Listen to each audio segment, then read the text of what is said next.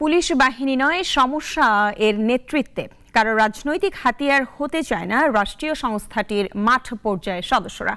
সকালে রাজারবাগ পুলিশ লাইনে কর্মবিরতিতে এসব কথা বলেন তারা। এদিকে সরকার পতনের পর কয়েকজন শীর্ষ পুলিশ কর্মকর্তা গা ঢাকা দিয়েছে।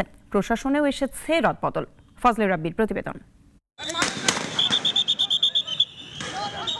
আন্দোলনরত শিক্ষার্থী জনতার ওপর গত 14 জুলাই থেকে নির্বিচারে গুলির অভিযোগ ওঠে পুলিশের বিরুদ্ধে। পুলিশ কোড না মেনে ব্যবহার করা হয় প্রাণঘাতী অস্ত্র।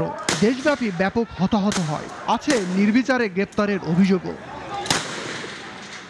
এর আগেও অনিয়ম, দুর্নীতি, গুম, খুনের নানান অভিযোগ ছিল পুলিশের বিরুদ্ধে। আন্দোলনে অধিক বল প্রয়োগের ঘটনা যেন বারুদের স্তূপে আগুন দিল। সরকার পতনের পর দেশজুড়ে প্রায় 400 থানায় হামলা ও অগ্নিসংযোগ হয়। নিহত হন বাহিনীর বেশ কিছু সদস্য। প্রাণ বাঁচাতে পালান পুলিশের শীর্ষ কর্মকর্তা সহ বেশিরভাগ সদস্য। এই তালিকায় আছেন ডিএমপির সদ্য সাবেক কমিশনার হাবিবুর রহমান, সাবেক ডিবি প্রধান হারুনুর রশিদ, ডিএমপির যুগ্ম কমিশনার বিপ্লব কুমার সহ সমালোচিত আরও অনেকেই।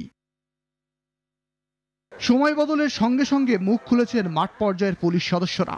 নৃশংসতার জন্য শীর্ষ নেতৃত্বকেই দায়ী করছেন রাজারবাগ পুলিশ লাইনে কর্মবিরতিতে থাকা পুলিশ সদস্যরা। আজকে যে আমরা গুলি চালাইছি, বিভিন্ন ইয়াতে গুলি চালানো হয়েছে, আমাদের ভাইরা গুলি চালাইছে, এরা তো নিজের ইচ্ছা করে চালায়নি, এদেরকে গুলি চালাইতে বাধ্য করা হয়েছে। তারা যদি গুলি না চালায়, প্রয়োজনে তাদেরকে গুলি করা হবে, এরকম হুমকি দিয়ে তাদেরকে গুলি চালাইতে বাধ্য করছে, চাকরিচ্যুত করার হুমকি দিছে। আমরা কোনো দলের ইয়ে নাই, স্বতন্ত্র পুলিশ। আমাদের অভিভাবক আইজি স্যার, আমরা আইজি স্যারের কমান্ডে চলতে চাই। এদিকে জনবান্ধব পুলিশ হয়ে নিরপেক্ষ নেতৃত্বের মাধ্যমে আবারও কাজে ফেরার আশাবাদ ব্যক্ত করেন মাঠ পর্যায়ের পুলিশ সদস্যরা। ফজলে রাব্বি, নাগরিক, ঢাকা।